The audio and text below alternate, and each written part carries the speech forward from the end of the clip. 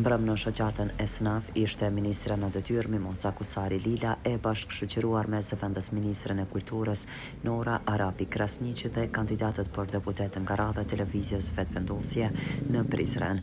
Gjatë vizitës, përfaqësuesit e SNAF-it me këtë rast prezantuan punën dhe aktivitetin e shoqatës, e cila funksionon që nga viti 1994 dhe konsiderohet si një ndër zërat kryesor të bizneseve në Prizren, siç u tha aty.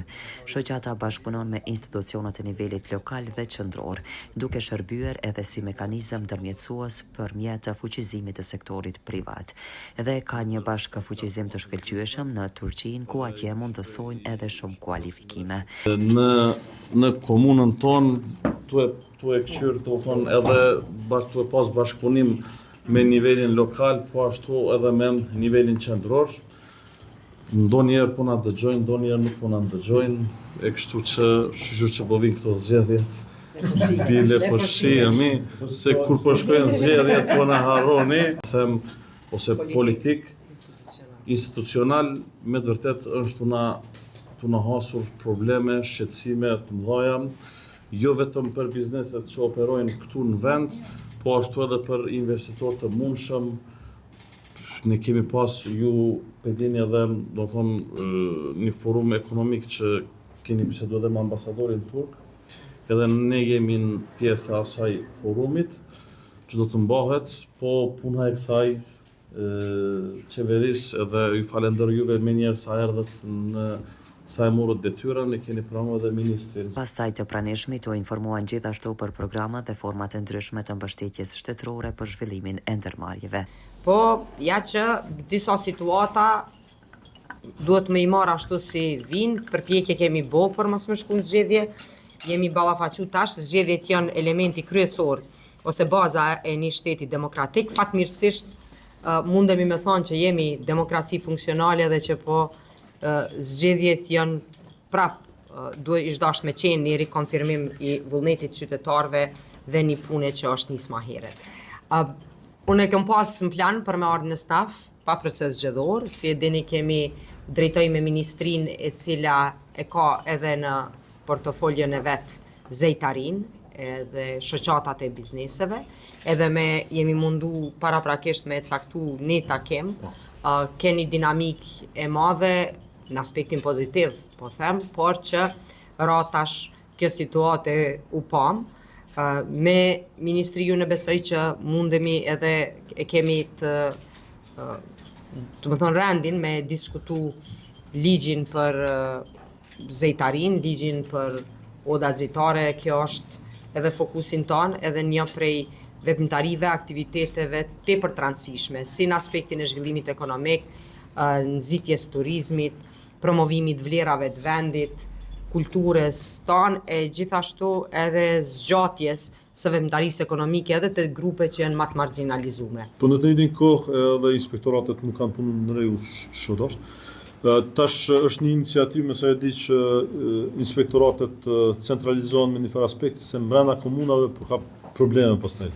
Domethënë po ndodh që thatë ju që kategoria e parë, dytë ose tretë po mundet të transformohen në ndërtim pa procedura, që edhe di që është një iniciativë në këtë aspekt.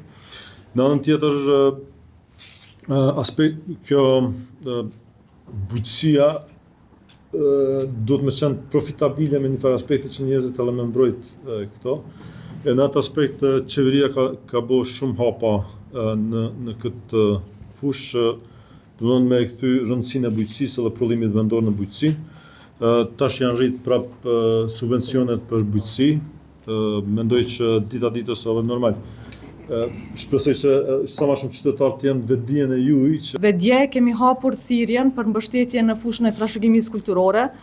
Jam e vetëdijshme që në mes jush ka edhe shoqata, organizatore qeveritare, bashkëpunim me biznese, ku kjo thirrje për herë të parë hapet vetëm për fushën e trashëgimisë kulturore dhe ka fokusin në trashëgimin shpirtërore, në artizanate dhe në zeje. Ju kisha ftu të njoftoni edhe anëtar tjerë të shikojnë kategoritë e thirrjes dhe të vinë me propozime të ndryshme. Synimi jon është që përpos ndihmës që mundet me ardhë përmes Ministrisë së Industrisë, Ndërmarrësisë dhe Inovacionit dhe Ministrisë së Ekonomisë, të shtojmë edhe një element përmes mbështetjes që vjen nga Ministria e Kulturës edhe e Turizmit. Gjithashtu deshta me përmend edhe strategjinë për ekonomi kreative, e cila i ka kalu gjitha fazat dhe është në fazën paramiratimit.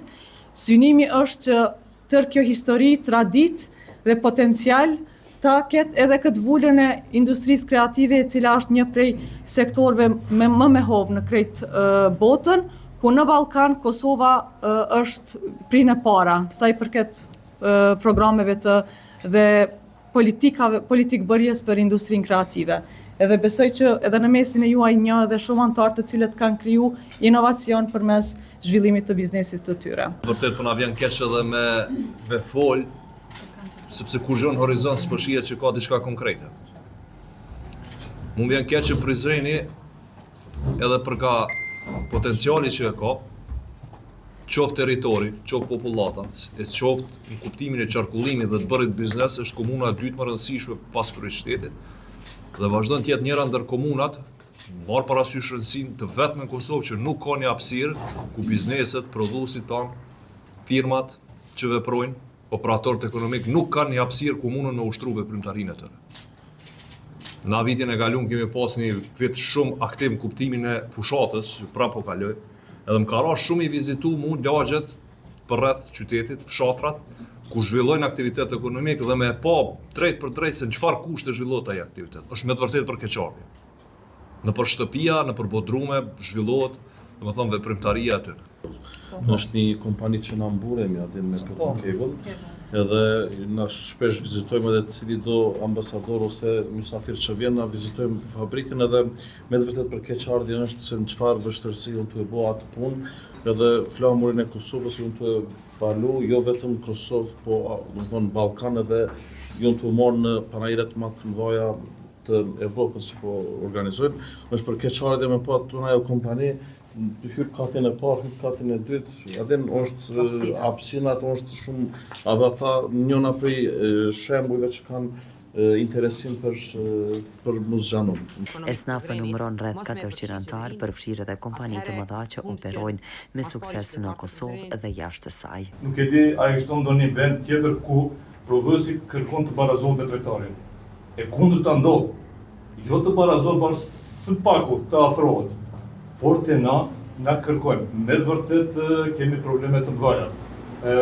Çfarë nuk kupton ai barazimi? Përderisa ai tregtari pa keq kuptim, po flas gjithmonë në sektorin tonë. Ble shite. Takimi kaloi në një frym të përzemërt.